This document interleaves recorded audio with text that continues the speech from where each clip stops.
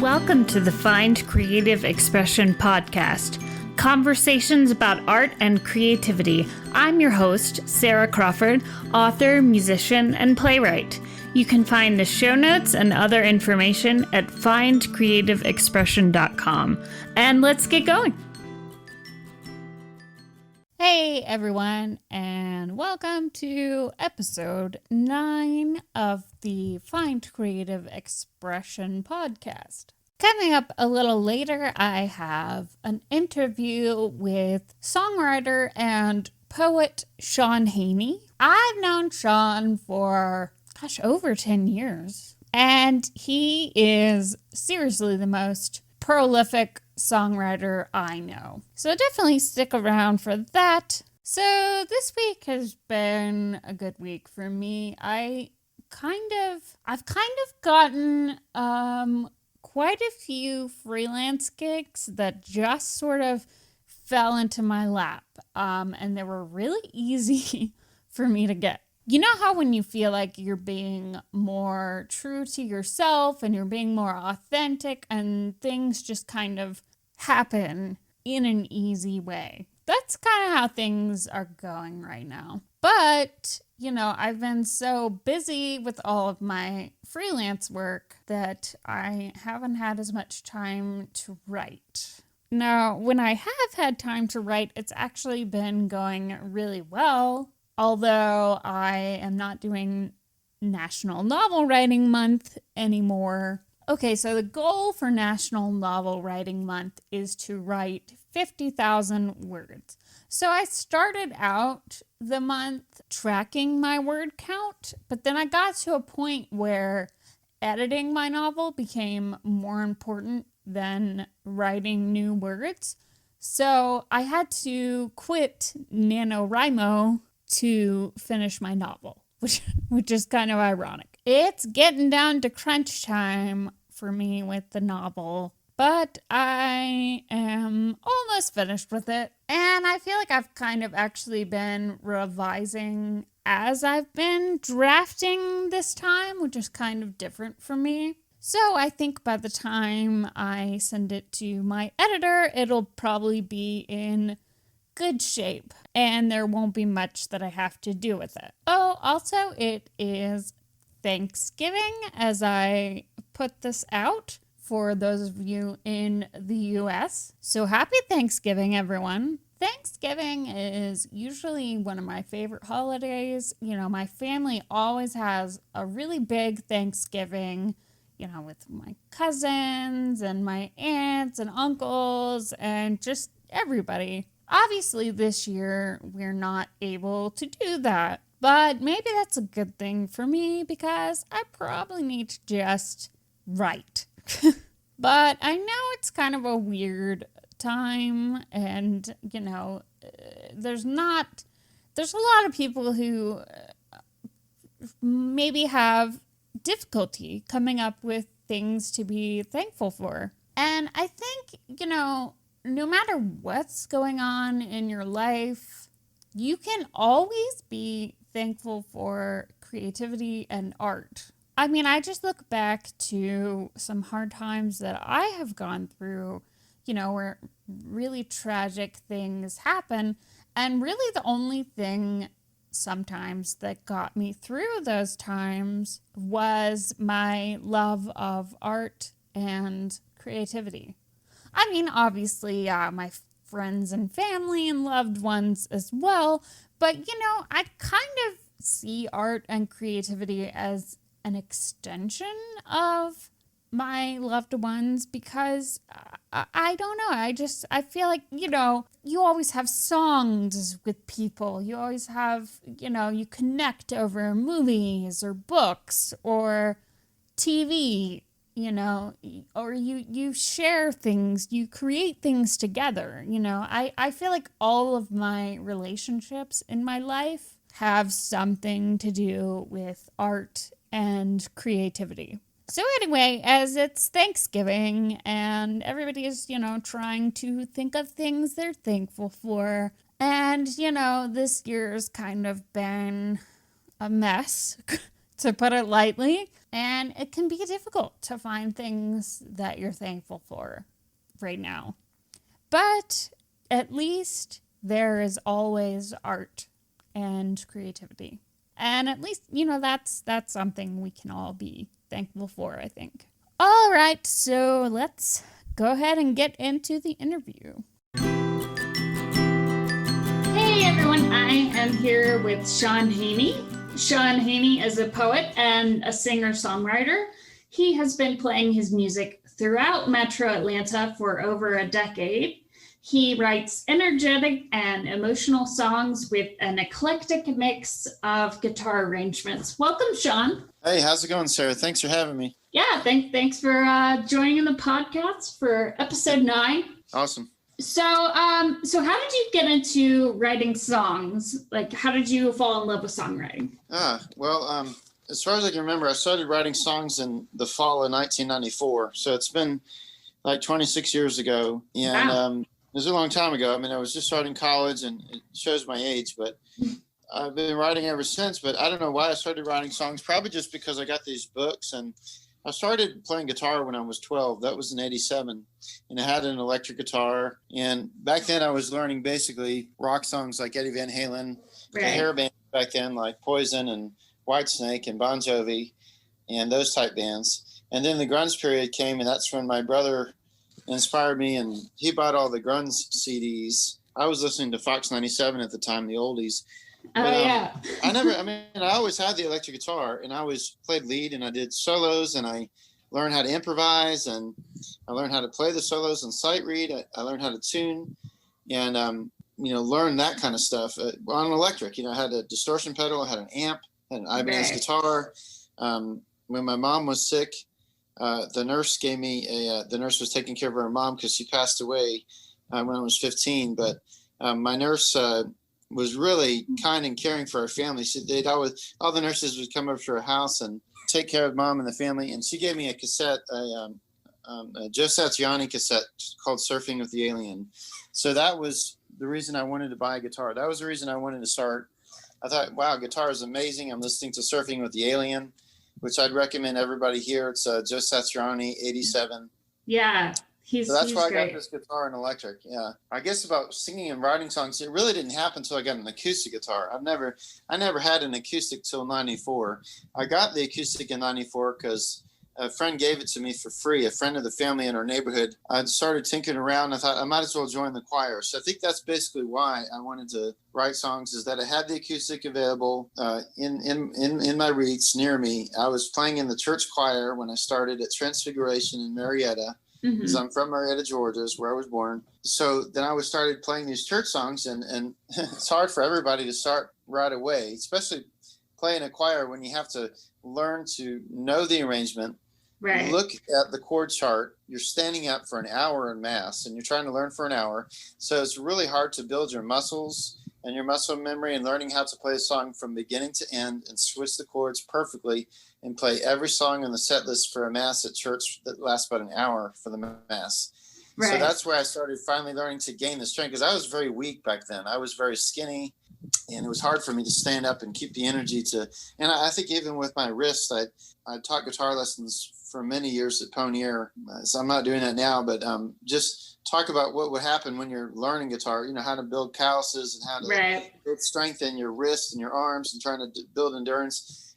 And so I was learning how to play the chords and learn these songs in church, but I still wasn't singing yet. So then I started saying, well, my aunts, I have an aunt, Marty, who lives in Chicago, and she grew up playing guitar. And so she mailed me these books, and I think that's when it started. It was she got me the Beatles songbook, which I can't remember. It was just a Beatles songbook that you go through all the charts and you can just play the chords and learn the songs. Right. As well as Simon and Garfunkel Greatest Hits, which you've probably seen that cassette. I had that cassette, but you've probably seen the record. It's very popular. Yeah. It's basically Simon and Garfunkel Greatest Hits. That's awesome. So with those two books I had, and when you first look at the book, what's funny is I'd have all these recordings because I had a boombox. I used my brother's double cassette player to make cassette tape. And you would always hear me switching the pages, because when you're first learning a song and you're just a kid, you're flipping the pages. You get down to the end of the page, you have to flip the page, so you can never finish it. So that's the next step. And then the next step is, well, now I want to write myself. I've had a kind of a breakup with a girl that my first love, my first crush, and my first high school love, my first loves. And so she went off to a different college, and I went to my college at Georgia State University in the fall of '94. And so I was really heartbroken and feeling bad. Right. And I think that's the next step. Channel your feelings into music and poetry and words. And like, wow, this is really good. This is really easy. It's working better. And at first it was tough for me, but I had a knack for writing down things. I don't know where it came from because I didn't join a writing club in high school. Mm-hmm. And I've done classical guitar in high school at St. Pius. I did some running just for sport. Right. But I just wanted to write down my thoughts on journals, and I bought the composition books. So when did you start writing poetry, or like how did that kind of happen at the same time? Yeah. So I don't even know if I consider it poetry because I was really just trying to write songs. But the words at that point in the fall of '94, my first song was "Why Did She Go?" And then there was lots of other songs like Peace, Love, and Happiness and Pure Blues, based on my broken heart and feelings from my high school girlfriend, my first love. And I would write. At that point, I was writing the words, and they were coming out okay, and they were very simple, very, very, not complex, just simple words. And then I would put the chords together, and it was a simple structure with like verse, bridge, chorus, verse, chorus, chorus. And it wasn't. I wasn't studying. I was just not good enough. I was just putting it on cassette tape, and I made all these songs, and I put them in composition books. And over my life, I filled like 15 of them, and they're still on my shelf over there. I can see them from here. And even back then, I was writing. So the thing is, what I hate about now is that back then I was in school, and I wrote down all my words with like amazing penmanship. And what I kind of noticed about those back then is that my thoughts were different then. I was writing a song in like 10 minutes on one page, and I went from start to finish, and I never crossed out any lines or added stuff. It just flowed on the page, and it was just beautifully written. I mean, later on, I would rewrite it to make it real nice, and then I would draw pictures. So that's what I did. And I think in '94, '95, '96, I made like 15 or 20 songs. And those are my first songs, and they're very crude and very simple. But I liked them. And I can't play them now. I tried to go back and revisit these songs from way back then, and I'm just not emotionally connected to them. So, but I understand that. So you're easily the most prolific songwriter I know. So what is your, songwriting process like? And do you think of songwriting as like a job that you show up for every day? Or, do you only write songs when you're feeling inspired? I'd like to say that. I know what you mean. I feel like it is a job.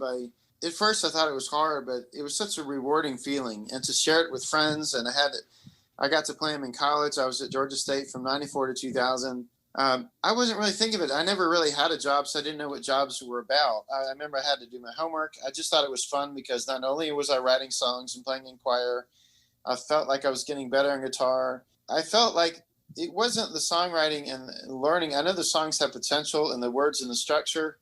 It was just my voice. I think that was the job, just getting it better. And I still struggle with singing with a decent voice. But I was doing that, and I guess it was a challenge. It was a good challenge. It was like, hey, I'm challenging myself. I'm going to do this. It's better than school at times. And I would write songs in school. I would write songs in class. I'd be writing in class. I told people I was in a band. My first band was the Majestics. Oh, no, that was the next band. The first band was Linoleum Floors. That's where it was my brother and our friend Matt from Philadelphia. And we formed a band called Linoleum Floors. That was in '94, '95, basically the same time I was writing these songs. That might have been another thing that kind of kicked off the songwriting, because with friends where we can get together, Paul, my brother, was playing drums, Matt was playing bass, I was doing guitar. At that point, we were just learning the grunge songs. So we were learning. When I was in college, we did this band. I was excited to tell people in college that I was in a band. People thought it was cool. I never really talked much in high school or grade school. I talked in Boy Scouts. My mom passed away. I got sick, so I had to get on some medication for anxiety and depression and stuff. And it might have been triggered with that. But, now we all think like all these artists and songwriters are very fragile. Another reason why I was writing songs, at first we were just trying to learn this stuff. I wrote down, we learned Smashing Pumpkins Today. It's so long ago.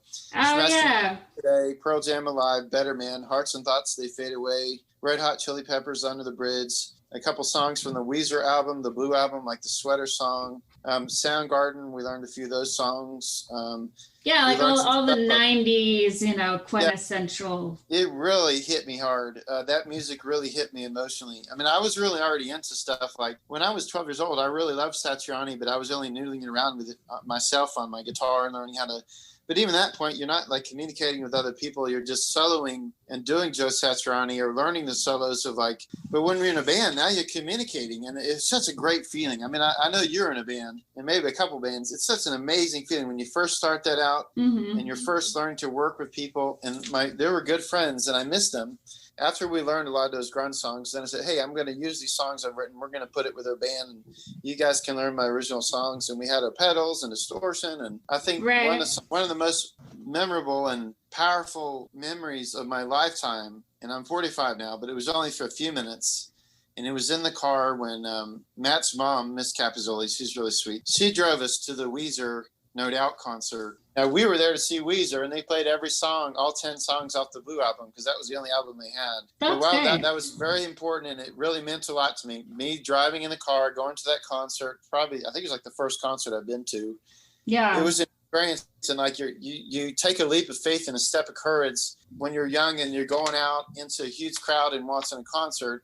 But also, I'm 20 at the time, and Matt and my brother Paul are only 14, so I had to take care of them and watch them. Yeah. So I was 10 in 95, so I was a little young for concerts, but my parents, they wouldn't let me, or my mom wouldn't let me. My dad didn't really care, but my mom wouldn't let me go to a concert until I was 13. Like she has that rule. It was fine.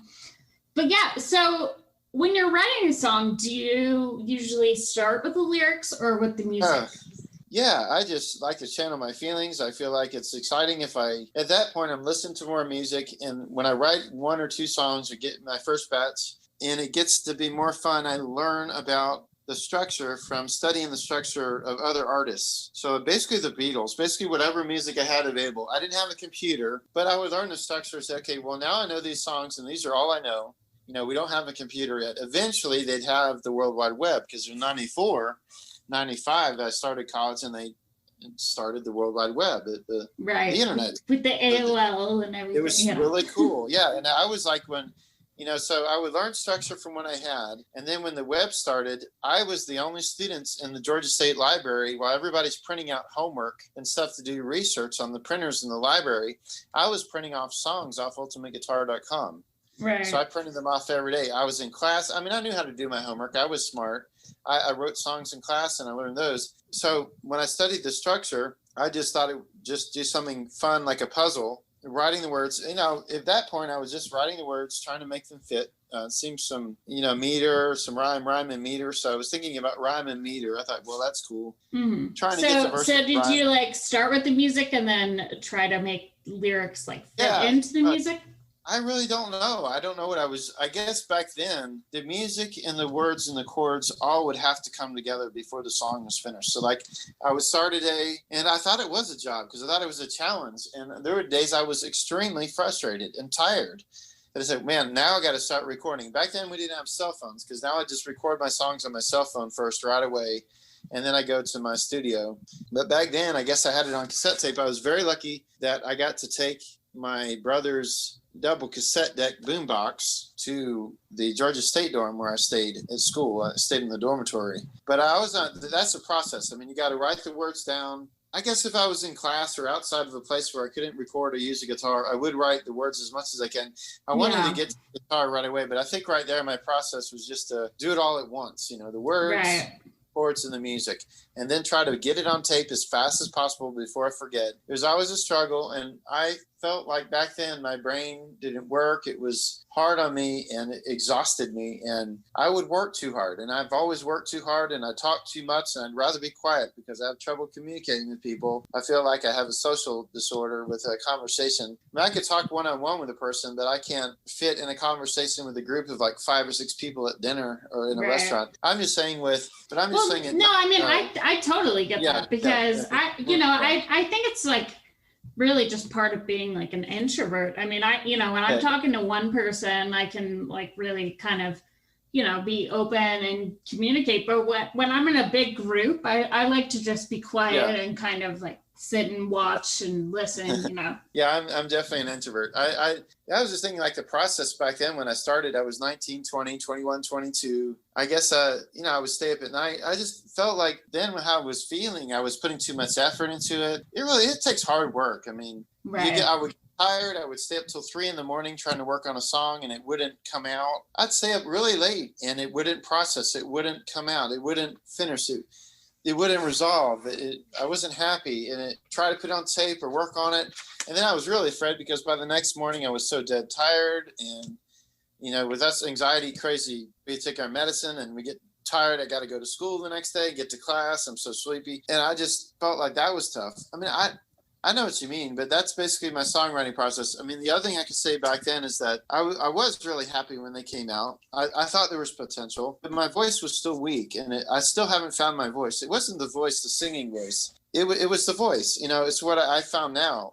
It's the thing that you discover. It's a gift that you get. I didn't really think I found my voice till like 2015, about 5 years ago. It's not the singing voice. It's your calling. It's your mission, your calling, your gift.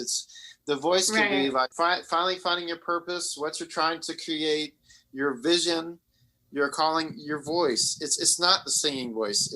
It could be like a portrait you're trying to paint, a statement you're trying to make, either in music, in poetry, in painting, or even a speaking voice. Like if you're trying to make a statement and you want to make a speech, or if you want to be in debate, where you have the confidence. And it's natural and easy. I didn't have the outlet for going to open mics. That wasn't until after college.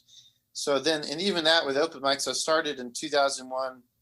And then it took a long time at open mics before I found the confidence to do better. Yeah. I think you helped me out. You really helped me out with your open mics that you hosted. So that really inspired me to feel happy. Oh. And it helped me out to say, hey, man, I write these new songs. I'm glad it's an original. I think it's something about taking pride in yourself when you've written these originals. And you get out, you do it, and people like it. And then finally we have these open mics available. And I'm starting to build confidence. And at first I was nervous. My voice wasn't strong. And it got better over time. It started in 2001. And that's what I wanted to say, but it's just finding voice and confidence. After that, while with structure, like, gosh, that's so long ago, but we started Cool Beans, we had McCracken's, we had the Crystals was in the corner where the local restaurant is on the Meredith Square. Oh, yeah. We played there. So we had the Crystals on Monday. What I hated is that they let me go last. So I had to wait till about 12:30 or 1 in the morning to get my 10 minutes. Oh, yeah. But that was a struggle. I mean, I didn't know if you can relate to that. I was just thinking like. Oh, yeah. I've played a lot. I mean, I'm not in a band right now, but when I was in bands, like I definitely played like the midnight sets or, like 10 o'clock, 11 o'clock on like a Tuesday when nobody's there anymore, I've definitely done that. Do you know how many songs you've actually written? I started in 94, 95. I was in college and it was getting fun and it was a challenge and it was like a puzzle and it made me happy. And it got better over time, but at first it was a struggle to write and sing and record. But I guess I was writing about 8 to 10 songs a year then. And then in about 2002, 2003, I was happy to make my first and only album. So here I am with all these songs I've written and doing, enjoying the open mics and playing shows. And I've done good work, but I've only had the one album, but it was Melodies at Sundown in 2003. If you want the number of songs, there's about over 150 on the Reverbnation site, but I've probably written over 220. Wow, that's crazy. I'm just saying that, I think it's important to think to people to say, like, imagine, you need to kind of look back on your life and see where you are and where you were and where you've been, because we all travel in different paths and different directions. And there's I mean, I was happy to go to Georgia State, and I was glad to get my degree. I was glad to work at the radio station at WRIS 88.5. So that really I didn't know you worked at 88.5. I was there. Yeah, I did the news, weather, and sports for a few years. Monday, Wednesday, Friday at 10 a.m. I did a 10-minute show where I just read the news, weather, and sports. I was there all the time hanging out with the DJs. We played records and vinyl. We had the gold record of Nirvana, Nevermind on the wall was sitting up there thanks for your college radio station for playing Nevermind. Mm-hmm. It was fun. But yeah, I mean, I had that chance to be at school. So I was wondering, well, if I wasn't in this school, if I didn't join the radio station or the newspaper that I was at, the student paper, then I probably wouldn't have written these songs. And then if I didn't get my job at Borders, I could have easily got my paper job. I mean, I turned down a newspaper job right after I graduated. They wanted to hire me in Tennessee to write for the newspaper with my journalism degree. So I would have written sports. And imagine then, it was in 2000, and it would be 20 years later, I'd still be writing sports today, and I probably wouldn't have written any of those songs or done any music or any open mics. So I said, well, I'm at Borders. I couldn't find the newspaper job. I turned down that one because I wasn't ready to move out of state. I was very scared. I had a lot of anxiety. I didn't want to move away from home. So I settled the safe way, and I hate it. And I know there's a lot of people that do it, and there's a lot of, you think of your dads, you think of the movies you see about how the dad struggles all his life to put bread on the table and make money and do these odds end jobs and do 2-3 jobs. And that's me. You know, I've done retail for 20 years and I taught guitar lessons for 8 years. I wrote for a few magazines and got some money here and there and doing the gigs. I think sometimes that's what happens when you're a musician. Mm-hmm. Some musicians, I am lucky because there's a lot of songwriters out there and musicians that are only doing gigs at night, and that's their only form of pay.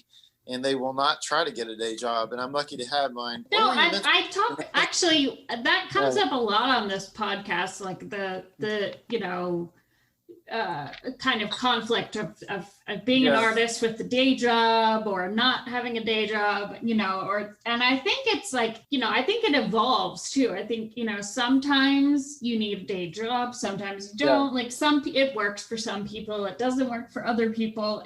There's no like one way to do things when it comes to art. Yeah. Mm-hmm. Yeah, you're wise. You're wise. I feel like a lot of my friends are wise, and I'm just a rambler. I'm the rambling man, like most of my friends call me. Like I just like to write songs. I don't think you're a rambling man. Yeah. You know, you're a person who's written over 200 songs. That's incredible. Yeah. Also, it's not just the places you've been to; it's the people you meet. I wanted to talk about poetry for a second. Poetry.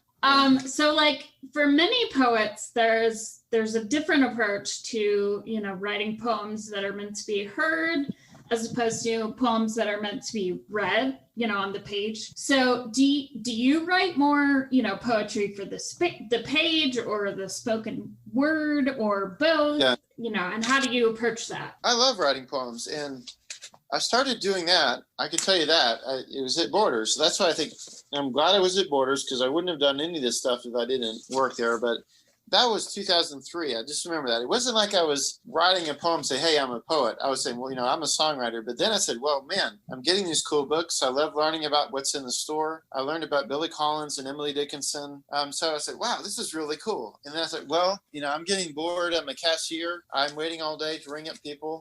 I'm going to take the little yellow slips that we print in the little register there. And I started writing words on the yellow slips. I started writing lyrics and phrases and words. And I had to fill up yellow slips with things all day. And this went on for months and months. And I'd stuff them in my pocket. I'd go home and I'd type them up on the computer and I'd write these poems. And that's what I did. And then I started saying, hey, man, I'm going to go to Cool Beans. I'm going to go to these places that are fun and get out my notebook and meet people and just write. I thought you were important because I met you and I noticed you were writing. So I thought we had something in common because I saw you there and you're writing and you're sitting on the couch. But anyway, I was writing all these poems and I met a really good friend, and he was just an old gentleman, an older man. I was probably, I don't know, maybe almost 30 at the time. And he says he wrote poems. I got his email and we met. And what we would do is each week we would sit in the cafe at Borders and we would read our poems aloud to each other back and forth. So we'd read. And that was the first time. It wasn't like the songwriting and playing guitar and being in bands. It was a completely different atmosphere of feeling and emotions, conveying and channeling in the spirit and the light and all that jazz. Yeah. And just sharing creativity through reading a poem out loud. It it's an amazing feeling to share it with somebody right there. It's different than singing a song. Singing a song and playing guitar, it's a different feeling and something in your brain or your body or your heart. And then when you're reciting that poem out loud, I loved it. And I thought it was so cool. So then that's basically the time I started saying, hey, I'm going to write poems too that aren't just going to be 4 songs and music and guitar. Right. It was in 2003. So, but we also had the open mic. We had a poetry thing that was on Wednesday for the insomnia. Oh, right. And that only lasted for about 3 months, and it was amazing. The people came, the kids were great. A lot of them were younger than me. I was always Uncle Shawn because I was in my upper 20s and everybody else was about 10 years younger than me. So I was Uncle Shawn. But I would recite the poems. I'd get up there on stage. You know how frightening it was? I felt like I couldn't even breathe. I felt like I was suffocating trying to read these poems. Mm-hmm. And then I noticed it was different when you get a reaction and they would clap. And then over time, for a few weeks or months, it got easier, and then you felt some amazing energy and feeling inside your body, and that was with poems. So that's what I wanted to say about that. Right. So yeah. Did you write more like poems specifically for spoken word and kind of like really pay attention to the way they sounded? Not really.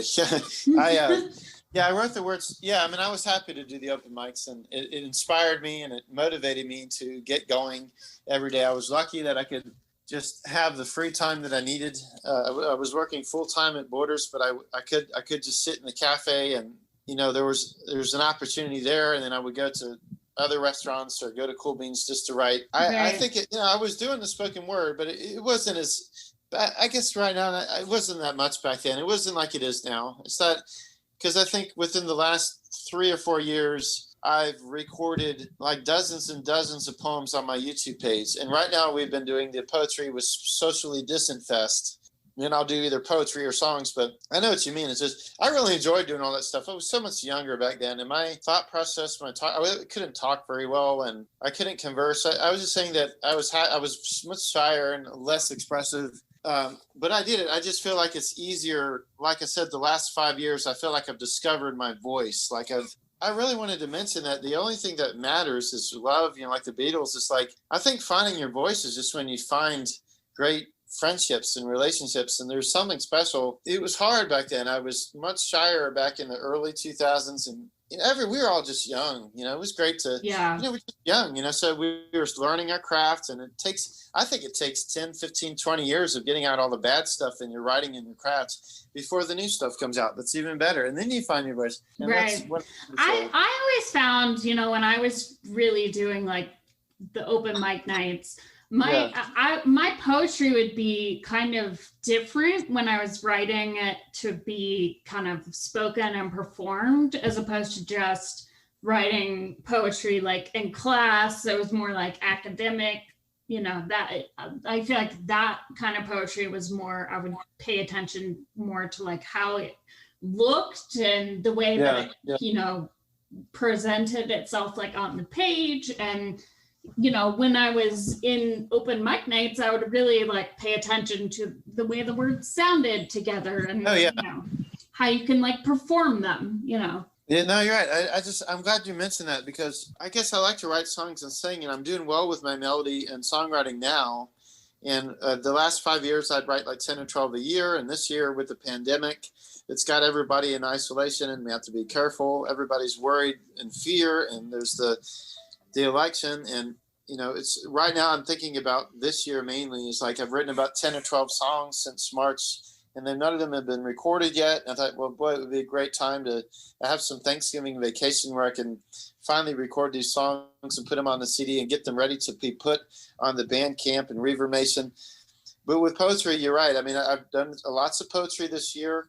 I feel like I'm enjoying it and getting better. It's a wonderful feeling to get home, say, okay, I don't think like even with spoken word, and even when I don't have the opportunity to do the poetry open mics with people, but I'm doing it on YouTube. But you're saying with finding out the sound of the words and rhyme and meter, I just feel like I don't know enough about that. I don't think about that. I've never really studied how to perform a poem or talk about the rhyme and meter or how it sounds. And I know what you mean about syllables and And I just feel like right now, I really think it's more free verse. I don't even know if that's what it's called, but I know Billy Collins. I've read a lot of his stuff, and Right. he was Billy a Collins major is great. influence. Yeah. Yes, I think it's free verse. I really enjoy listening. I really say, okay, I'm going to try to do this YouTube video, and I'm so excited. The poems are there's one thing you can say, poems are, now they seem different they're different because they might be easier for you to do, now. You think, well, if you're recording a song on with your microphone, you set up the studio, you try to get reverb, you got your guitar, you got to play that, and you got to play and sing the words. It takes about 3 to 4 to 5 minutes. Right. And you can mess up. But with a poem, it might only be 30 seconds to a minute, and you just have to read off the sheet of the page. So I really enjoy that because it gives me a great feeling and happiness to do that. And I do hear this, so I try to listen very carefully to hear the words coming out of my mouth. Well, earlier you mentioned the Facebook group called Socially Distant Fest, which you actually introduced me to. And it's essentially like a virtual open mic night. So, the pandemic has really forced a lot of musicians to perform in virtual ways. So I was wondering, do you think this is going to continue when live performances are able to happen again? Do you think more people will be doing more virtual stuff? Yeah, I really hope so. I think this has been a godsend. I think it's just been a saving grace and a godsend for all the people on the site, even the people that aren't writing, even the people that don't even do the shows, just people that want to tune in on Facebook and watch musicians play. There's people that do dancing and poetry and tarot card reading. I really loved it. It really helped me. I haven't played a gig since March, and I'm afraid to go out, and I'm worried about my friends that they feel like they're not going to get sick. And, we're trying to do safe open mics where you wear your mask until you go on stage and then you change out your microphone. But it's helped me. I felt there's still an audience out there, even if you can't play in public. Social Distance Fest, it's great. I recommend it for everybody. If anybody's listening to the podcast, you can tune in. You can play anytime you want. You get to meet with friends and very supportive all over the world. You can invite your buddies. People can tune in and they give you hearts. They give you thumbs up. And I've just found an audience, and it keeps me going. It keeps me wanting to sing. I know it's a pandemic. It's been a struggling 8 months for me with my anxiety, isolation, depression. We have to wear masks. You just want to be safe. I'm working at the grocery store, so I'm basically an essential worker. Right. That's tough because we're helping people get their food, and we wear masks all day for 6 or 7 hours. I think just check out the Social Distance Fest, and that have to do. And I think it will stay for a long time. I think it would be great if they would include it on Facebook, and I think it's. We won't really have a vaccination really much through March or April, but yeah, I think it's great. I'm happy. I think it's a godsend for everybody. So I think it's really helped people. People need it. They really need it. If they can't get out. So I think they need it. Right. So what are you working on right now? Just writing some songs? Yeah. For this year, it's been a great year. I've got 10 or 12 new songs I've written since March 13th, which is like doomsday with the pandemic. And I started writing 10 to 12 songs. I met with some friends. I have Kenneth Mood. His name is Kenneth, or Kim for short. Yeah, Kenneth. So he's on Reverbnation. This is Reverbnation site. And so he said, man, would you like to put my words to music? So he emails me words, and we email back and forth. And he has emailed me 4 or 5 sets of words. And I've written about 4 songs with Kenneth, and we've collaborated. And they're great, and I'm happy. They're still not recorded, but I have 10 or 12 new songs. I've been writing about the isolation and depression and wearing masks, and talk about the weather. I try to talk about happy things. I like that. I'm happy that I'm writing these songs, and I think they're great. And it's been a great year, and I think the songs are awesome, and they're being inspired by, I've been listening to a lot of my record Oasis called What's the Story, Morning Glory. From 1995, it's got Wonderwall. I've been listening to another vinyl that I got, Rush of Blood to the Head by Coldplay.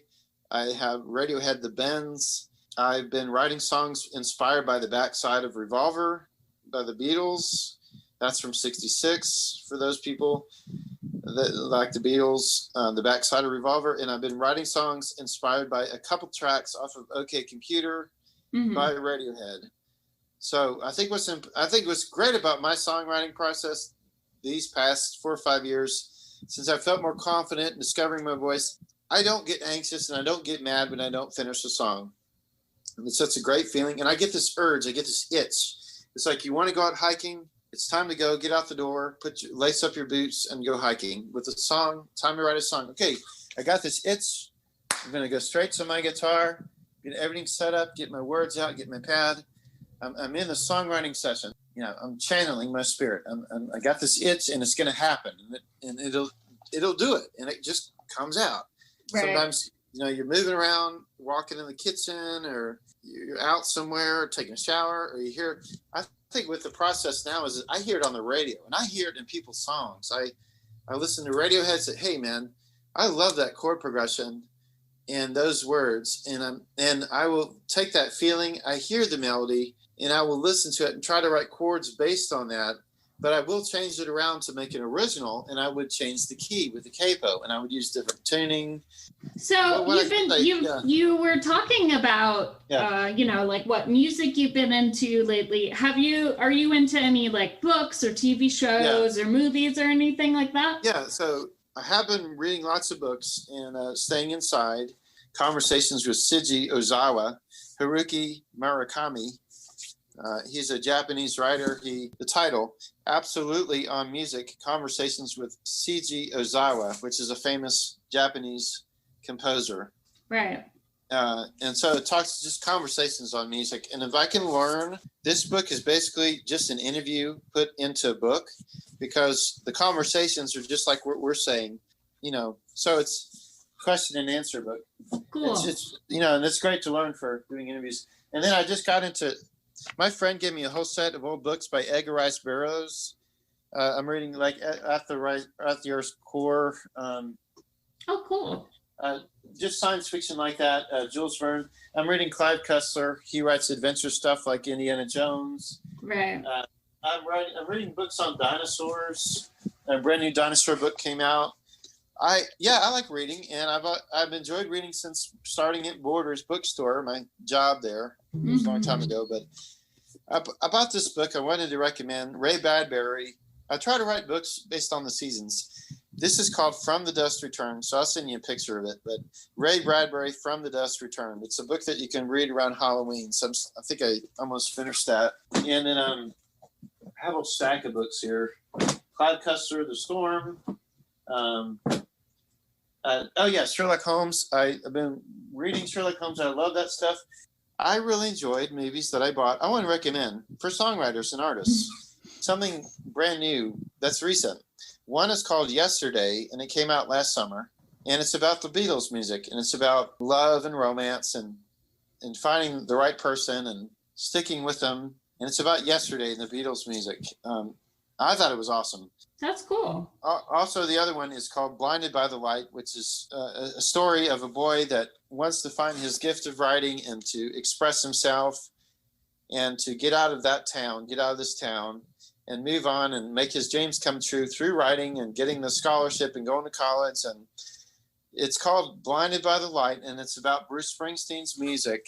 That also came out last year, and that's what I wanted to say about that. Yeah, that's about it, really. Oh, and then the other one was there's a writer named Henning Minkel that I recommend. I love this guy. He's a writer from the Norway, Sweden, Finland area. I'm not sure what you would call that. What does that mean? Swedish writer? So, Norway? Like Scandinavia? Yeah. His name is Henning Minkel, and you like him. And it's time to read him during the winter because he always writes about winter. Right. That's cool. Swedish time. Yeah, and that's all I have to say about that. So okay. So I have kind of a big question that I ask everyone. Why do you think art is important? A lot of people I think it's great for artists to keep it going and to not give up your gift and not silence or bury your gift. I think that's what's important for me in art. I mean, I've discovered my art. Mm-hmm. I've always learned to play guitar when I was 12 back in 1987 and writing songs and doing poetry.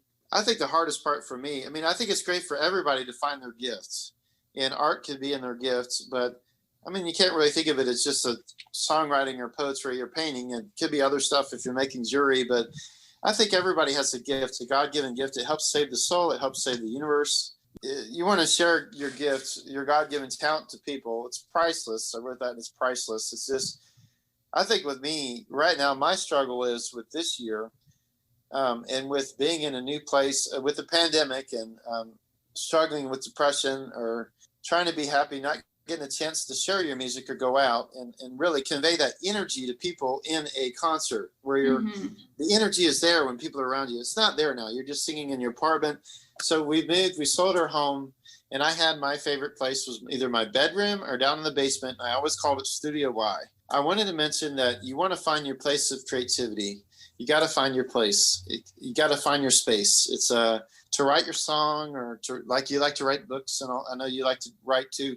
You need to find your space. It's difficult when you move. So I felt that's what I've struggled. I wanted to mention that too. Now I'm in my apartment. I've written these songs. They're great, but I've struggled to finish them. I've struggled to record them and finish them and get them done.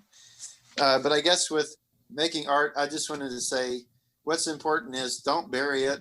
And don't forget about it. And don't let your dreams pass. You want to feel the peace of mind and peace of spirit, and you're more relaxed. And then you get this itch to write, and it gets easier. You don't feel the anxiety, and you're not worried if you don't finish the song. But yeah, I just think art is important. And I think it's important because it helps your soul and your heart. It's your happiness for your life. Without that, what would your life be? That's your God-given talent. Right. I think it's hard for people because you think, how can I keep this up? I think of it too. I'm 45. How can I keep writing songs till I'm 85, until I pass away? How am I going to do this for another 40 years? You don't want to think like that. I mean, I think that's hard. I mean, I know you like to write your books, and you write some amazing books, and you've written a lot too. And you have don't give up your gifts. Yeah. Well, that's awesome. That's what we always say on the podcast. Well, I don't know why I'm saying we. I guess I just always say. So you can really inspire people. You can inspire. You can make an impact. Yeah. Yeah. I hope so. So where can people find you and your work? Yeah. I'm Shawn Haney. My artist name is Waters of March. You might have to type in both of those things in the search engine on your Google. No, I can link to all your stuff on findcreativeexpression.com. So what, you're on Reverbnation, you're on YouTube. Oh yeah. So are you on anything else? Yeah, Reverbnation has a lot of the songs are on Reverbnation, but 150. YouTube, you can find videos of me singing and playing and doing poetry. And then Bandcamp is really cool. So I have some albums on my Bandcamp page where, they're just $7 an album. You can buy one song for $1. So that's a place where I can kind of earn a little money. Mm-hmm.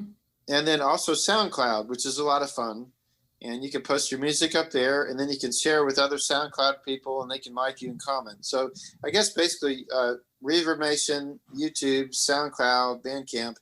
And then you can find me on Facebook, and if you want, it'd be great if you guys wanted to tune into the Socially Distant Fest to watch me. Yeah, I think they're great sites.